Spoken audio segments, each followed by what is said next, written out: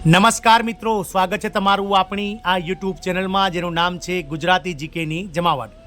તો રાજ્ય સરકારના કર્મચારીઓ માટે પોતાની માહિતી જે છે તે સરકારને આપવા માટેનો આજે અંતિમ દિવસ છે. જો અધિકારીઓ અને કર્મચારીઓ દ્વારા વર્ષ 2023ની આ માહિતી સરકારને આપવામાં નહીં આવે તો આગામી દિવસમાં તેમનું પ્રમોશન અને પગાર અટકાવવા માટે સરકાર જે છે તે મિત્રો પગલાં લઈ શકે છે. તો આજે 31 જાન્યુઆરીના રોજ સરકાર દ્વારા કઈ બાબતને લઈને આજે અંતિમ દિવસ છે તેના વિશે વિડીયોમાં વિગતવાર જાણીએ અને કઈ રાજ્ય સરકાર દ્વારા રાજ્યના કર્મચારીઓને મિત્રો પગાર પ્રમોશન અટકાવવાની પણ મિત્રો જે છે તે મિત્રો ધમકી આપવામાં આવી છે તેને લઈને વિડીયોમાં વિગતવાર ચર્ચા કરીએ. તો વિડીયોના અંત સુધી તમે બન્યા રહો અને જો ચેનલમાં તમે નવા હો તો અમારી ચેનલને તમે લાઇક શેર સબસ્ક્રાઇબ કરી બાજુમાં રહેલું બેલ આઇકોન દબાવી ઓલ નોટિફિકેશન ઓન કરો જેથી કરીને ચેનલ પર મૂકવામાં આવતા ભરતીઓના નોટિફિકેશન વિવિધ ભરતીઓના પરિણામ અને જીકેના વિડીયોઝ તમને સરળતાથી ચેનલના માધ્યમથી ઉપલબ્ધ થઈ જાય. રાજ્યના અધિકારીઓ અને કર્મચારીઓ માટે મહત્વના સમાચાર 3 દિવસમાં આપવી પડશે આગામી આ માહિતી, નહીંતર અટકી પડશે પગાર પ્રમોશન. તમામ કર્મચારીઓ 31 જાન્યુઆરી એટલે કે આજે 2025 સુધીમાં સ્થાવર મિલકતની વિગતો સબમિટ કરવાની રહેશે. આમાં કર્મચારીઓએ તેમના પગાર, પોસ્ટ, જિલ્લા અને તેમની મિલકતની સંપૂર્ણ વિગતો આપવાની રહેશે. વાત કરીએ મધ્યપ્રદેશ, ઉત્તર પ્રદેશ, રાજસ્થાન અને બિહારના સરકારી કર્મચારીઓ અને અધિકારીઓ માટે આજે એક મહત્વપૂર્ણ સમાચાર છે.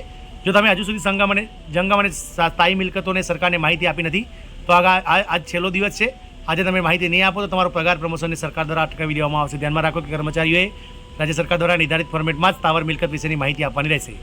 નાલંદા જિલ્લા પ્રશાસને પણ તમામ વિભાગોને સૂચના જારી કરીને સરકારી કર્મચારીઓને તેમની સંપત્તિની વિગતો આપવા માટે 31 જાન્યુઆરી સુધીની મિલકતની વિગતો સબમિટ નહીં કરનારને કોઈપણ કર્મચારીનો પગાર રોકી દેવામાં આવશે. જિલ્લામાં 600 જેટલા અધિકારીઓ અને 9400 સરકારી કર્મચારીઓનો સમાવેશ થાય છે, જેમાં વર્ગ 4 કેટેગરીના કર્મચારીઓ સિવાય દરેકનો સમાવેશ થશે. મિલકતની વિગતો આપવા માટે ટ્રેજરી વિભાગ દ્વારા એક ખાસ ઓનલાઈન પોર્ટલ બનાવવામાં આવી છે. આ માહિતી જિલ્લામાં એકમ શાખા દ્વારા તમામ વરિષ્ઠ પ્રભારીઓને આપવામાં આવી રહી છે. મધ્યપ્રદેશમાં પણ મિત્રો આજે છેલ્લી તારીખ છે. સામાન્ય વહીવટ વિભાગ દ્વારા મધ્યપ્રદેશ દ્વારા જારી કરાયેલા આદેશ અનુસાર તમામ કર્મચારીઓ 31 જાન્યુઆરી 2025 સુધીમાં સ્થાવર મિલકતની વિગતો સબમિટ કરવાની રહેશે. આમાં કર્મચારીઓ તેમના પગાર, પોસ્ટ, જિલ્લા અને તેમની મિલકતની સંપૂર્ણ વિગતો આપવાની રહેશે. જો કે કર્મચારી આ નિયત સમયમાં મર્યાદામાં મિલકતની વિગતો રજૂ નહીં કરે તો તેના સામે કડક કાર્યવાહી કરવામાં આવશે. હાલમાં મધ્યપ્રદેશમાં 459 આઈએએસ અધિકારીઓમાંથી 382 અધિકારીઓ કામ કરી રહ્યા છે. 319 આઈપીએસ અધિકારીઓમાંથી 271 કામ કરી રહ્યા છે, જ્યારે 296 આઈએફએસ અધિકારીઓમાંથી 215 કામ કરી રહ્યા છે. તમામ અધિકારીઓએ 31 જાન્યુઆરી 2025 સુધીમાં તેમની તમામ સંપત્તિની વિગતો આપવાની રહેશે.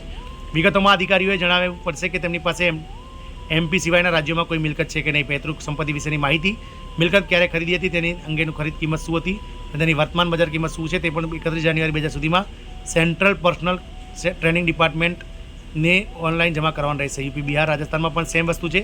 તો ઉત્તર પ્રદેશના તમામ અધિકારીઓ અને કર્મચારીઓને પણ 31 જાન્યુઆરી 2025 સુધીમાં જંગમ અને સ્થાવર મિલકતોની માહિતી આપવાની રહેશે. તમામ અધિકારીઓ અને કર્મચારીઓએ માનવ સંપદા પોર્ટલ પર 31 ડિસેમ્બર 2024 સુધીમાં હસ્તગત કરેલી તેમની જંગમ અને સ્થાયી મિલકતોની વિગતો ફરજિયાતપણે ભરવાની રહેશે. અને દાવા અધિકારીઓ અને કર્મચારીઓની બઢતી પછી યોજાનારી વિભાગીય બઢતી સમિતિઓની બેઠકમાં ધ્યાનમાં લેવામાં આવશે નહીં.